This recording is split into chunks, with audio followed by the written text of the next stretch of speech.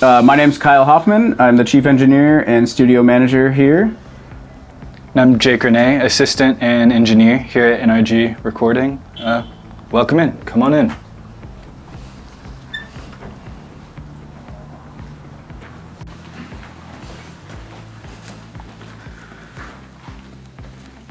Welcome to Studio B. Custom 64-channel Neve from the mid-'70s. Massive live room. One of the best drum rooms in town. I don't know, I'm bad at just talking about the studio. Neve 8078. Got bank of 1091s on this side, 1089s on this side, essentially 1073s, and yeah, a little bit of a Frankenstein. Should we take it to the live room? Sure. Right this way. What kind of monitors? Yeah, so this room, I would say about 4 or 5 years ago, we upgraded to the Ocean Way Audio HR2s. Floor to ceiling, they're pretty big. We got 3 18-inch subwoofers on each side. So plenty of volume, plenty of low end. If you come over to this side, pair of 1176s, pair of 160s, distressors, 160Xs, SSL compressor, and a FS900 if you're interested, as well as some Neve compressors down here. Yeah, there's no shortage of Neve equipment in this building. Pultex here, and then a whole closet of floating gear. And then this way is live room. Take you into the live room. 2 ISOs on either side of the control room, piano, vocals, whatever you like. Steeple to to get the best drum sound in town. If you can hear that through our lav mics. Yamaha C7 with a MIDI out on the bottom, in case you're into that type of thing. What was recorded in here, Jake? Infest by Papa Roach, Limp Bizkit, Korn. Was this the No Doubt room? No Doubt was Studio A, but we had 311 in here. Social Distortion did the record in here. Yeah, we had a lot of great rock bands come here through the years. Beyonce, 070 Shake, and R.L. Beyonce Grime, recently. Yep. Marshmello. To get a little bit newer, Motley Crue. How could I forget? Motley Crue. In here. Yeah, we have some amp closets on either side. One on the other side as well. But yeah, everything you need, all sorts of isolation. Big booth on the left. You can fit drums in here. The piano fits in there. It's all Moroccan themed. It was designed with that in mind, so. I don't actually know what kind of wood. I do know that it's all individually like laid. So each piece is his handmade, and yeah, it's not like some fake veneer thing. Like that's some really amazing craftsmanship on the floor. Yeah, something like that.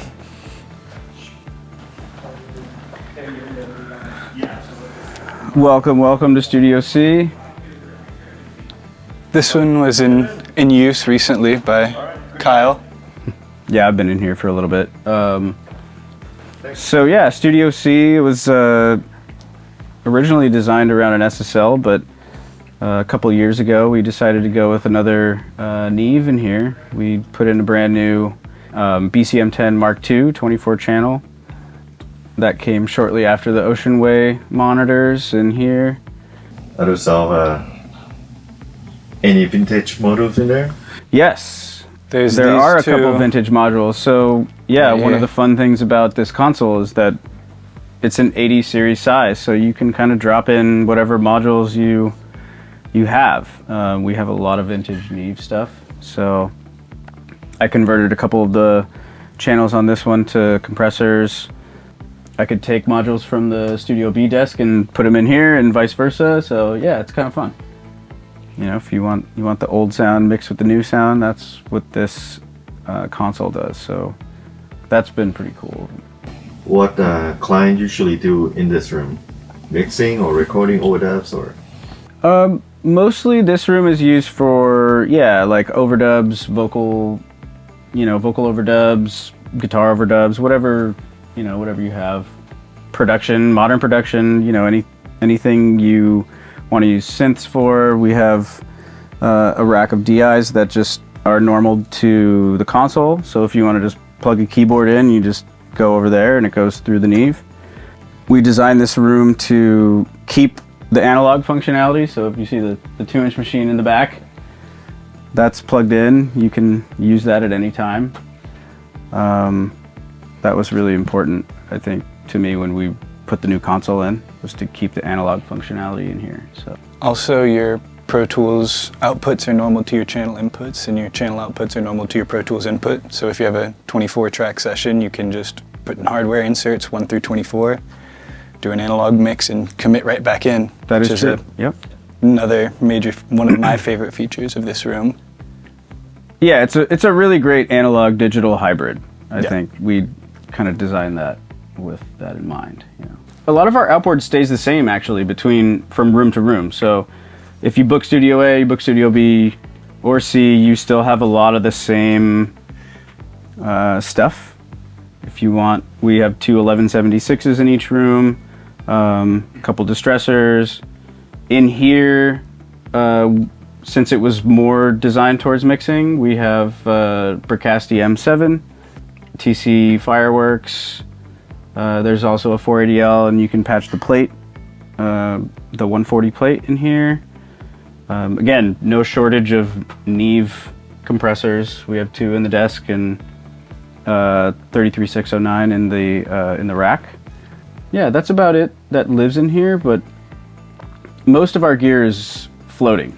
Yeah. So when you come here and you book, you can request any piece of gear we have on our website, and so most of it lives in the shop, and you can put it in or take it out depending on what you need. Who usually work in here? I mean, you were saying, who was mixing in here for a while? Yeah, this was Jay Baumgardner, the owner's personal mix room for a very long time. He was in here every day when it was the SSL, and then we temporarily had a Raven in here, and that was his main mix room. But a lot of people who use A and B end up in here. Some people specifically request this room, but Yeah, like I said before, most of the time this room gets used for more production and overdubs now. So if you start a project in Studio A and you don't need the big live room, you can move in here and set up 1 or 2 mics in the booth and keep going, do what you need to do. So this is the B/C lounge. Like if you book Studio B, you share the lounge with Studio C. Oh, I see. It's also where our coffee machine lives, which is the heart and soul of our operation. Exactly. These monitors that are now the hi-fi system for the lounge, these used to be the mains in Studio B. We had these as our main monitors in Studio B for probably about 20 years. And when we upgraded to the HR2s, these kind of went into storage, and recently I pulled them back out and I set them up with Avalon, the original Avalon crossovers and the original Chord amplifiers that we used for these when we were recording with them and mixing on them. So if you want to just listen to some tunes in the lounge, you have a pretty awesome sound system to do that. Who's that? Who's this weird You want to cop talk about guy? Lemmy and the skeleton?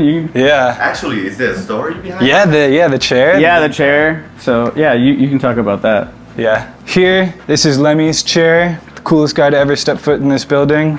So if you need to charge up, you can kick Mr. Skellybones out and sit right here and be just like Lemmy. So comes with the studio. So. He met Lemmy last night, right? Yes. That's great. All Yeah, right, cool. shout out Lemmy always. Yeah, something like this for each room is Yeah. perfect. Yeah. Yeah, Lemmy recorded all of his bass in this chair. Yeah. And so that's why we got the photo, and he autographed it. Yeah, I saw it. See it. And if you get close, it says, "Thanks for the chair," Yeah. Yeah. which is 8 maybe? Yeah, All right, cool. let's go. Linkin Park, they lived in Studio A for a very long time, year-long lockouts at a time. That was just their room. Papa Roach, Studio B, kind of put NRG on the map, major project of Jay's. He was the lead producer on that. Incubus, obviously, legendary. Evanescence, legendary. Limp Bizkit, all kind of in the nu metal vein, kind of what made NRG. Various other things, more nu metal, some remasters. One of my personal favorites here. Like every studio in town, you gotta have one of those. Another very important part of NRG, the amp wall. There's a few empty spaces right now, but that's just because you guys were using them. But all of this is included with your booking, no rentals, all original. We have plenty of guitars and basses to match in our closet, but yeah, all this comes with it. They all sound amazing, especially if you turn them all the way up. It's the key to good tone as far as SCTs. Leslie, we got a B3 under here. Couple And that B3s. leads us to Studio A. This is where we were today, a little bit disheveled, but this is what we did. Drums, bass, guitar, piano, another C7 in this room, but this one's also great. This is the Linkin Park room. Amazing drum room as well. Two big ISO booths that we did bass and piano in, but you could put anything, drums, amps, whatever you like, and then a small one here and a small one there. You could put more amps, maybe a singer. Always more amps. Yes, always more amps. But yeah, this is Studio A. Take it into the control room.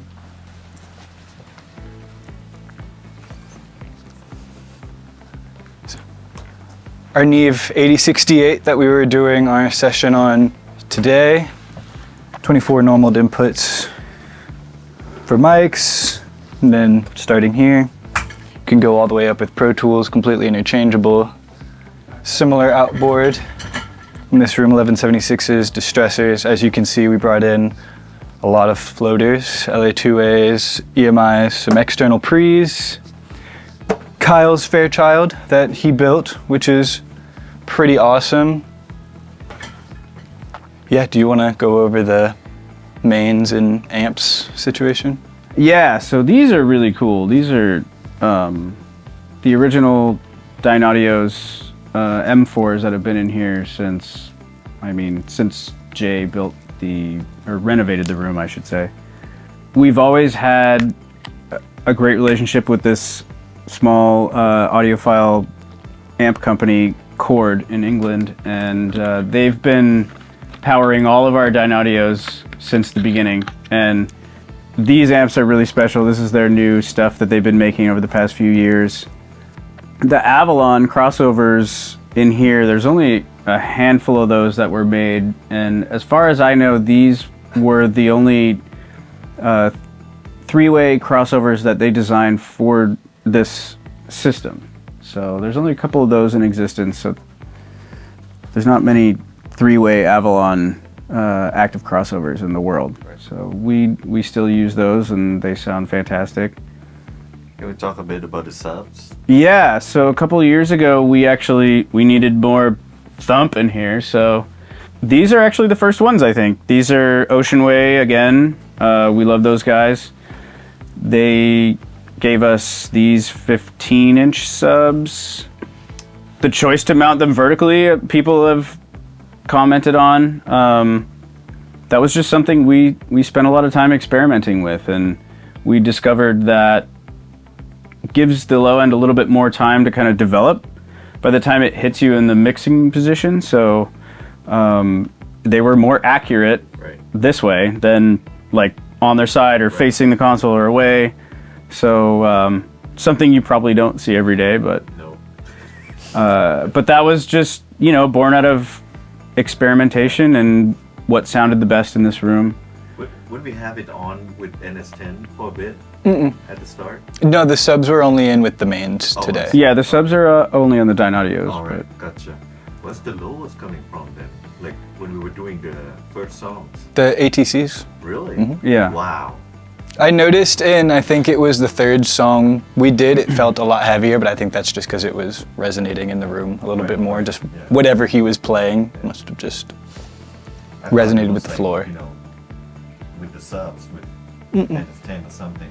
No, these 25s pack a punch. The low end's pretty solid on these. You want to talk a bit about your Fairchild? My Fairchild. That's a little bit. I don't know that there's much to say other than I Make it.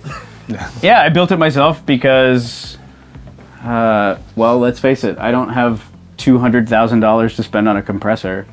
You know, I kind of just realized if I was going to ever have that, I had to build it myself. So it was an interesting journey. It took me probably the better part of 5 years to finish it, but a lot of experimentation and, you know, like what you guys do. A lot of back and forth and comparing this and that and making it work, you know.